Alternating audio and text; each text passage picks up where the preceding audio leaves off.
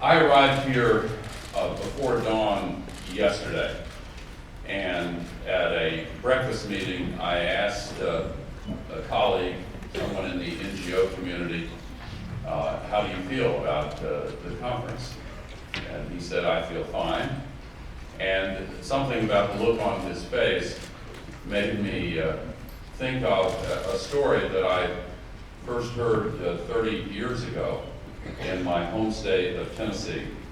When I was a young congressman driving from town hall meetings in my rural farming district, late one Saturday night I was listening to a program called the Grand Ole Opry on the car radio. It's a country music iconic program, and in those days it occasionally featured a wonderful comedian named Cousin Minnie Pearl. She wore a straw hat with a price tag still attached, and her character was from Grinders Switch, Tennessee. Her real name was Sarah Cannon, and she was a very lovely and wonderful woman, but her character was quite compelling. And she told a story that evening, as I listened to it on the car radio, about a farmer who was involved in an accident, and he sued the other driver for damages.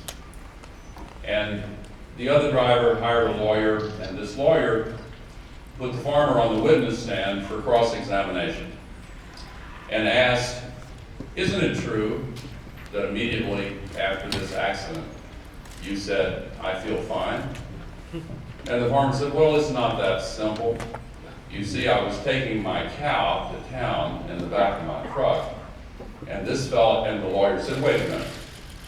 Your Honor, we're in the middle of a trial here. We don't want to hear a long, involved story. Just answer the question, yes or no. Did you or did you not say, immediately after the accident, I feel fine? And the farmer said, well, I was leading up to that.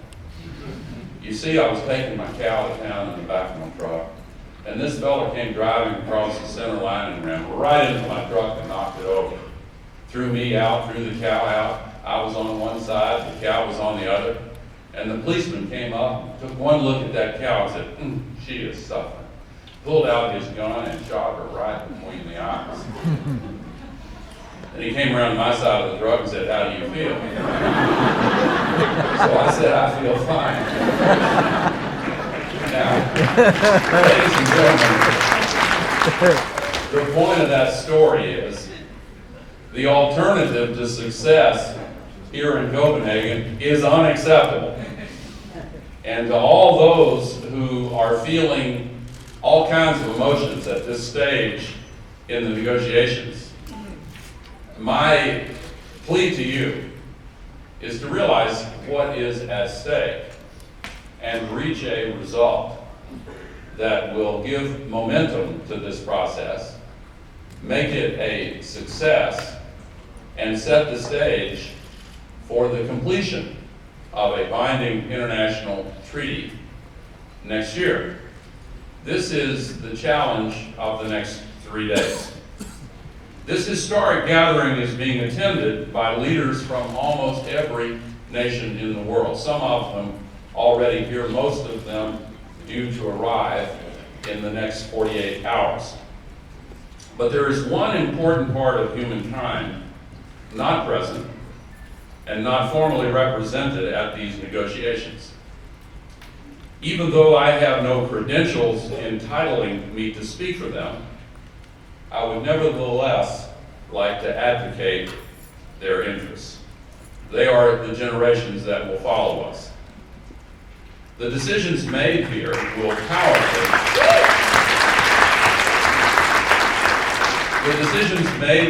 in Copenhagen will powerfully determine the shape and the nature of the future that they will inherit from us. They will not care very much about some of the disputes that are raging here in this conference. They will find it difficult to understand how some of these disputes could be allowed to interfere. with the result that is essential for the survival of our civilization. We have 3 days to avoid a failure here that would delay the actions necessary to save their prospects.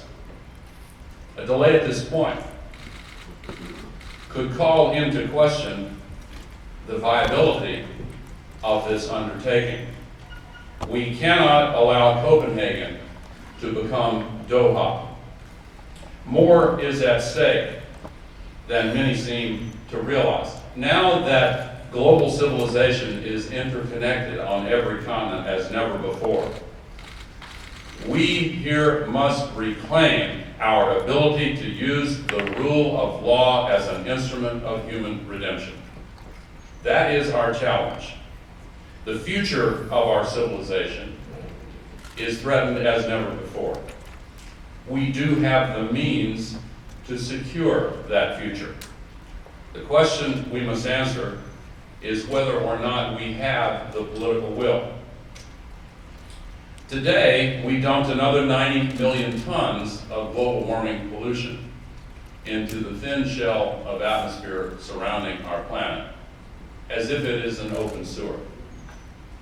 More than 25 million of those tons were added to the ocean today, further increasing the acidity of the entire world ocean toward levels that could soon threaten everything that makes a shell or a reef, including the tiny zooplankton at the base of the ocean food chain. More than 1 billion people rely on fish as their principal source of protein. The growth in the emissions of CO2 from energy and industry has now exceeded even the most fossil fuel intensive scenario that was developed by the IPCC at the end of the 1990s. Not only were global carbon dioxide emissions from fossil fuels last year 40% higher than those in 1990, the rate of increase has also gone up by 40%. These increases in greenhouse gas concentrations are, as you know, now raising deep concern among many scientists that we are on a trajectory that would take us past the threshold for many tipping points that mark the boundary between responsibility and recklessness. We're currently at 388 parts per million compared to the 280 of pre-industrial levels. But there is no doubt that anything above 350 parts per million cannot be considered a safe level of greenhouse gas concentrations. We are seeing the implications of the climate crisis all around us now. Just 1 week ago, the World Meteorological Organization reported that the decade we are ending is the warmest decade on record, and that 2009 will be one of the 5 warmest years on record. In August, ocean surface temperatures were the warmest for any August on record, according to the National Oceanographic and Atmospheric Administration of the United States. One of the most visible signs of this warming can be seen at the polar extremes of our planet.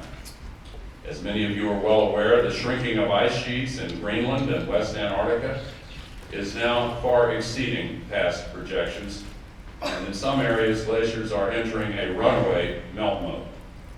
In some parts of Antarctica, ice sheets have been losing 30 feet per year in thickness since 2003.